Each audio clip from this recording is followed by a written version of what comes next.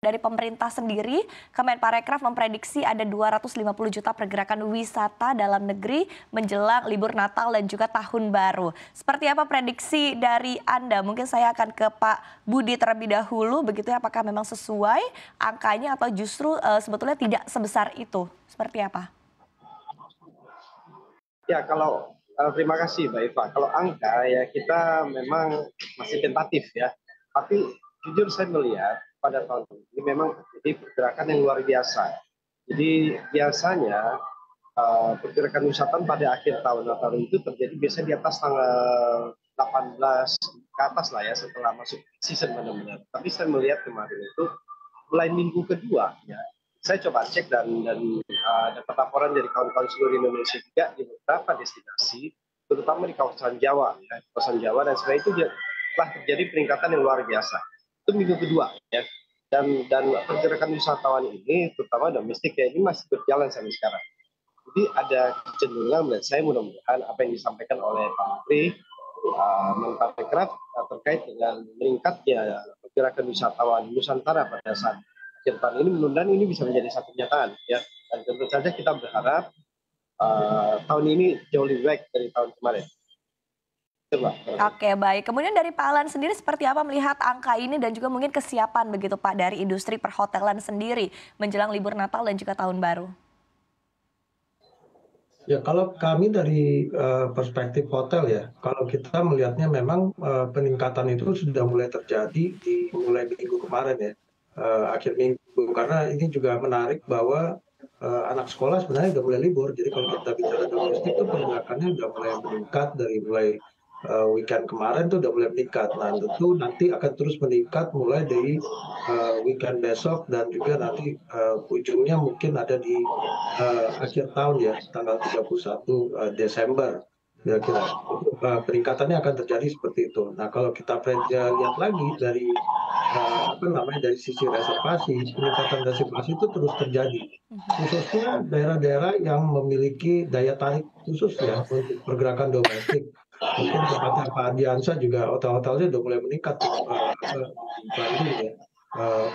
Reservasi hotelnya, kemudian juga khusus di Bali dan Batu Malang yang dari Yogyakarta ini menjadi daya tarik tersendiri untuk pergerakan ini. Oke, Mbak. Oke, baik. Persiapannya sendiri seperti apa Pak Alan dan ekspektasi mungkin ya untuk okupansi selama libur Natal dan juga Tahun Baru seperti apa? Itu persiapan pertama yang selalu harus dilakukan oleh apa namanya, industri hotel ya, khususnya di sektor akomodasi. Mereka harus mempersiapkan terjadinya lonjakan okupansi. Nah, sebenarnya kita bicara lonjakan okupansi itu bukan hanya sekedar lonjakan 1-2 hari. Sebenarnya kita harus perhatikan berapa lama sih sebenarnya di Nataru ini akan terjadi peningkatan okupansi itu ada berapa hari. Karena kalau kita melihatnya kan kalau dari sisi pemerintah melihatnya mulai dari tanggal 22 kan, dan 22 kalau sampai ke 31 tuh 7 hari. Nah, kita akan melihat seberapa jauh lonjakan okupansi ini lamanya akan bertahan di dalam libur Nataru ini. Karena memang persiapan tentu kita, kalau kami dari sisi hotel ya, Nataru ini adalah merupakan salah satu dari momentum pergerakan terbesar ya, yang berpotensi untuk meningkatkan okupansi selain libur Lebaran. Jadi Nataru inilah yang diharapkan. Tentu kita berharap akhir tahun ini apa namanya, masa peningkatan okupansi itu bisa mencapai di atas 5 hari. Demikian, Mbak. Baik, tapi tadi Anda sebutkan berarti kurang lebih peak season-nya ini dari tanggal 22 Desember hingga nanti tanggal 31 Desember begitu ya Pak Alan. Nah, kemudian dari Pak Budi sendiri seperti apa mungkin persiapannya juga dari sisi travel agent begitu ya, mengingat tadi disebutkan ya sudah mulai ada peningkatan menjelang tanggal-tanggal peak season sendiri, tapi di satu sisi tentu perlu ada persiapan yang lebih matang begitu ya dari pihak travel agent untuk memastikan perjalanan ini bisa berjalan dengan aman begitu ya sepanjang libur Natal dan juga Tahun Baru. Seperti apa dari Anda Pak Budi persiapannya? Iya, betul Mbak Eva. Jadi sebenarnya pada saat sekarang ini sudah tinggal tahap pelaksanaan sebenarnya. Bahkan ada yang sudah mulai berjalan ya. Karena rata-rata perjalanan wisata itu yang panjang sudah dimulai dari pertengahan Desember kemarin ya. Nah, sekarang sudah masuk di atas tanggal 20, sebenarnya sudah memasuki tahap pelaksanaan.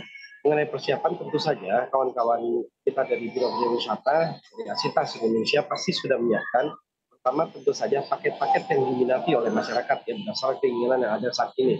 Kemudian tentu saja kesiapan lain adalah terkait dengan masalah fasilitas yang diberikan. Kesiapan dari pemandu wisata, hotel, restoran, transportasi dan sebagainya. Nah itu juga tentu saja sudah disiapkan dan baik.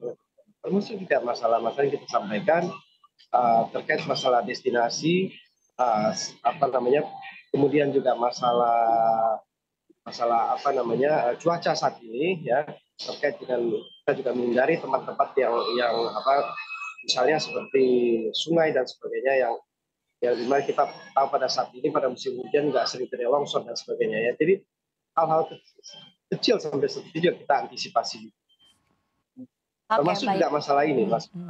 peningkatan apa mulai terjadi peningkatan virus Tadi tadi COVID-19 Anda dan sebagainya menyinggung itu sedikit begitu Pak Budi berkaitan dengan okupansi, berkaitan dengan destinasi begitu ya.